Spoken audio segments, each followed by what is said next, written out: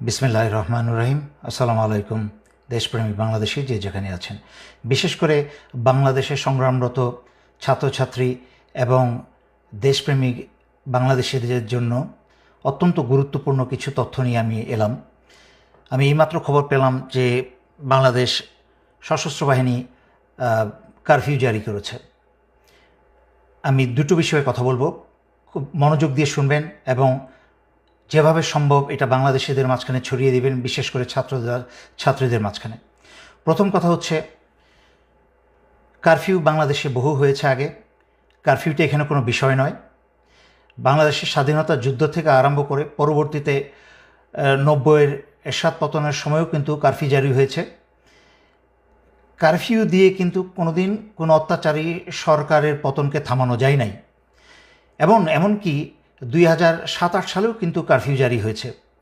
তখনও কিন্তু সেনাবাহিনীর অফিসারদের কিছু বলস ছিল, কারণ যেভাবেই হোক, নাটকীয়ভাবেই হোক, রাজনৈতিক তথাকথিত নেতাদেরকে এবং চোর বদমাশদেরকে কিন্তু জেলে ভরেছিল। কিন্তু এখন তো সেনাবাহিনী অফিসারদের কোনো বিচিই নেই, বলসই নেই। এবং বর্তমানে সেনাপ্রধান, গত লাইভে আমি ভদ্রভাবে ওনাকে বলেছিলাম দেশ এবং জনগণের পাশে দাঁড়াতে। যদি উনি জরুরি অবস্থা জারি করতেন তাহলে সেটা দেশ এবং জনগণের পক্ষে হতো, কারণ জরুরি অবস্থা জারি করা মানে হচ্ছে স্বৈরাচারী শেখ হাসিনা আর ক্ষমতা নাই। কিন্তু আমি যতদূর শুনেছি কারফিউ জারি করা হয়েছে। এর পিছনে ছোট্ট করে আমাকে একটু ব্যাকগ্রাউন্ড বলতে হয়। এই বর্তমান সেনাপ্রধান জেনারেল ওয়াকার স্বৈরাচারী শেখ হাসিনা আত্মীয়। তার কিন্তু লেফটেন্যান্ট কর্নেল হওয়ার যোগ্যতা ছিল না। ওনার শ্বশুর সেনাপ্রধান হয়েছিলেন, সেই সুবাদে স্টাফ কলেজ করে এদিক ওদিক করে ওনাকে আমি অনেক অল্প বয়স থেকে, মানে মেজর অবস্থা থেকে ওনাকে আমি চিনি। সাদা মানুষ ছিলেন, তেমন কোনো ব্রেইনওয়ালা মানুষ না।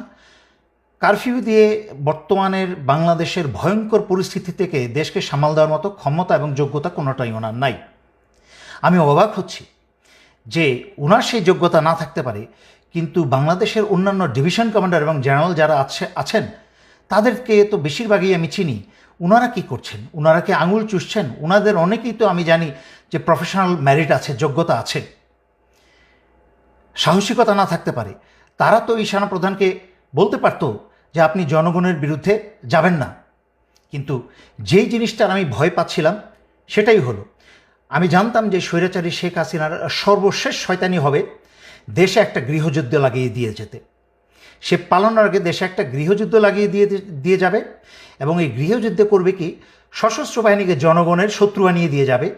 দেশে যেন জনগণ এবং সশস্ত্র বাহিনী ইউনিফর্ম এবং জনগণের মাঝখানে রক্তারক্তি হয়, এবং এই সুযোগে স্বৈরাচারী শেখ হাসিনা তার দলবল নিয়ে পালাতে পারে।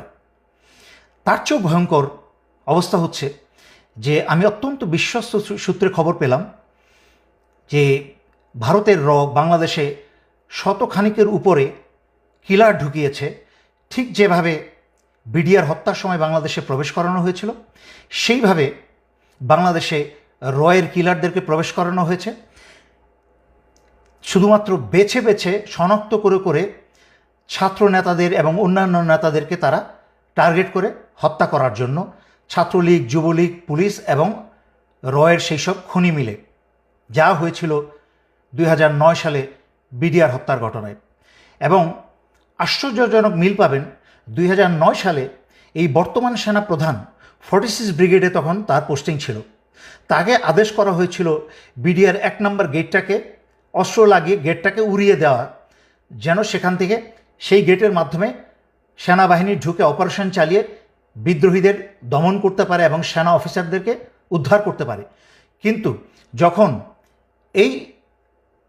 এই জেনারেল ওয়াকার তখন অস্ত্র তাক করা এবং নিশানা করা সব কিছু প্রস্তুত হয়ে গিয়েছিল, হঠাৎ করে একটা ফোন আসে। সেই ফোনটা আর কেউ না, অবসরপ্রাপ্ত জেনারেল তারেক সিদ্দিকীর কাছ থেকে সেই ফোনটা আসে। তাকে বলা হয় অস্ত্র গুটিয়ে নিয়ে সেনানিবাসে ফেরত যেতে। তখনই সে সেনাপ্রধান কারোর আদেশ শুনে নাই, সেনানী বাহিনীর কোনো আদেশ শুনে নাই। সে জেনারেল তারেক সিদ্দিকী সরাসরি আদেশ শুনে, চেইন অফ কমান্ড ভঙ্গ করে সে জেনারেল তারেক সিদ্দিকীর আদেশ শুনে অস্ত্র গুটিয়ে সেনানিবাসে চলে যায়, যার ফলে 57 জন সেনাবাহিনীর অফিসারদেরকে ভারতের এবং আওয়ামী লীগ মিলে হত্যা করতে সুযোগ করে দেওয়া হয়। সেই একই কাজ এই জেনারেল ওয়াকার আবারও করছে। ভারতের রকে যুবলীগ এবং ছাত্রলীগ এবং গোপালী পুলিশদেরকে ব্যবস্থা করে দিচ্ছে বাংলাদেশের মেধাবী ছাত্রদের এবং বাংলাদেশের অন্যান্য আন্দোলনরত যারা চিহ্নিত ছাত্রছাত্রী তাদেরকে হত্যা করার জন্য। আমি সেনাবাহিনীর সকল সদস্যের উদ্দেশ্যে বলছি, প্রথমেই সেনাবাহিনীর সদস্যের উদ্দেশ্যে বলছি, তারপরে বলবো জনগণের উদ্দেশ্যে। সেনাবাহিনীর সকল সদস্যের উদ্দেশ্যে বলছি, আপনারা দয়া করে ভুলেও এই ফাঁদে পা দিবেন না। আপনারা আদেশ অমান্য করুন, কারণ আপনাদেরকে সারা দুনিয়ার সামনে জনগণের শত্রু বানানো হচ্ছে। রয়ের কিলাররা বাংলাদেশ সেনাবাহিনীর ইউনিফর্ম পরে যেইভাবে বিডিআর হত্যার সময় ভারতের রয়ের কিলাররা বিডিআর ইউনিফর্ম পরে বাংলাদেশ সেনাবাহিনীর 57 জন অফিসার হত্যা করেছিল, ঠিক একইভাবে রয়ের কিলাররা বাংলাদেশ সেনাবাহিনীর ইউনিফর্ম পরে বাংলাদেশের ছাত্র জনতা হত্যা করবে। হাসিনা যেন এবং ভারত যেন তার দোষ বাংলাদেশ সশস্ত্র বাহিনীর উপর চাপাতে পারে। এর কারণ আমি অনেক লাইভে আগে ব্যাখ্যা করেছি। স্বৈরাচারী শেখ হাসিনা রাজনীতিতে এসেই ছিল তার বাবা এবং পরিবারের হত্যার প্রতিশোধ নিতে, এবং সংবাদ মাধ্যমে এবং জনগণের সামনে বহু মানুষকে সাক্ষী রেখে, বিবিসিকে সাক্ষী রেখে সে বলেছিল যে রাজনীতিতে ফিরেই এসেছে তার পরিবারের হত্যার প্রতিশোধ নিতে এবং সশস্ত্র বাহিনীকে, বিশেষ করে সেনাবাহিনীকে সে ধ্বংস করে ছাড়বে। তাই আমি আপনাদেরকে স্মরণ করিয়ে দিচ্ছি শয়তানের পথ থেকে দূরে ফিরে আসতে এবং নিজের বিবেককে কাজে লাগাতে, নিজের দেশের জনগণের উপরে নিজে তো দূরের কথা অন্য কাউকে অস্ত্র চালানোর সুযোগ দিবেন না। আপনারা কারফিউ থেকে জরুরি অবস্থায় ফিরে যান। সেনাপ্রধানকে প্রয়োজন আপনারা অস্ত্র ধরে বসেন। আপনারা কেউ এই কারফিউতে যাবেন না।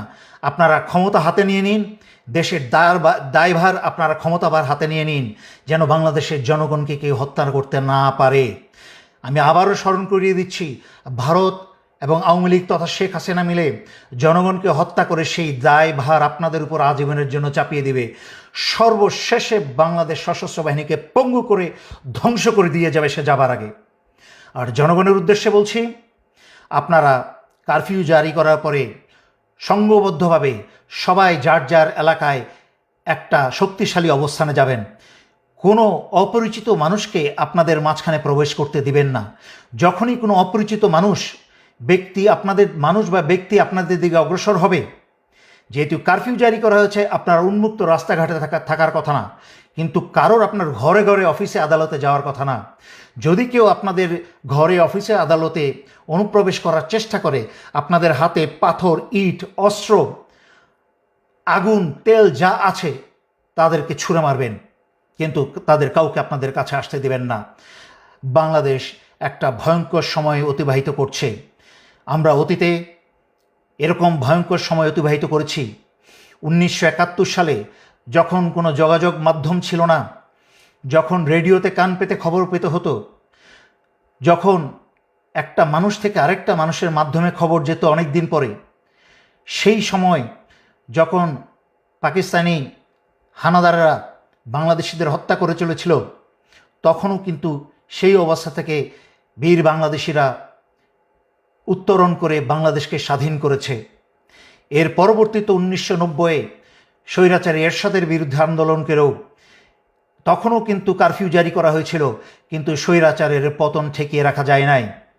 কিন্তু তখন ভারত থেকে এরশাদ যত কারফিউ ছিল, কিন্তু ভারত থেকে কাউকে এনে বাংলাদেশিতে হত্যা করার জন্য আনে নাই। এই কুৎসিত পিচাচ শুধুমাত্র হাসিনার পক্ষেই সম্ভব। এই চরিত্রহীন কুৎসিত মহিলা, তাকে এবং তার আওয়ামী লীগকে যেখানে পাবেন আপনারা ধ্বংস করবেন, এবং তার পুলিশকে। আমি আর কথা লম্ব না করে সশস্ত্র বাহিনীর প্রতিটা সদস্যকে আমি স্মরণ করিয়ে দিচ্ছি, বাংলাদেশে গৃহযুদ্ধ লাগাতে যাচ্ছে স্বৈরাচারী শেখ হাসিনা। সমস্ত গণহত্যার সমস্ত দায়ভার আন্তর্জাতিক মিডিয়াতে, দেশে বিদেশে সব জায়গায় আপনাদের উপরে আসবে, যেহেতু ভারতীয় বাংলাদেশের সশস্ত্র বাহিনীর ইউনিফর্ম পরে জনগণকে হত্যা করার চেষ্টা করবে। আপনারা এখনই সচেতন হয়ে যান, সরকারকে উৎখাত করুন, যুবলীগ, ছাত্রলীগ সব জেলে ভরুন, এবং বাংলাদেশ থেকে রকে গুলি মেরে মেরে রাইফেলের বাট দিয়ে আঘাত করতে করতে আপনারা দেশ থেকে বের করুন। দেশের সার্বভৌমত্ব এবং স্বাধীনতা এবং অধিকার আবার বুঝে নিন। দেশের জনগণ ভয় পাবেন না। সমুদ্রে পেতেছেন শয্যা, শিশিরে কি ভয়, রক্ত দিয়েছেন, হার মানবেন না। যদি এখন হার মেনে যান, রক্ত যা দিয়েছেন সব পানিতে জ্বলে যাবে। মনে রাখবেন, যারা রক্ত ঝরায় তারা ইতিহাস পরিবর্তন করে। এখন আমাদের ইতিহাস পরিবর্তন করার সময়। আল্লাহ আপনাদের সকলের সহায় হন এবং আল্লাহ বাংলাদেশ এবং বাংলাদেশের জনগণের শত্রুদের উপরে উচিত শিক্ষা নাজিল করুন। আল্লাহর তরফ থেকে এই শুক্রবারে জুম্মার নামাজের দিনে আল্লাহর কাছে প্রার্থনা করছি, আল্লাহ বাংলাদেশ এবং বাংলাদেশের জনগণের সাথে থাকুন এবং আপনাদের সহায় হন। এই বলে আমি শেষ করছি। ধন্যবাদ। আসসালামু আলাইকুম।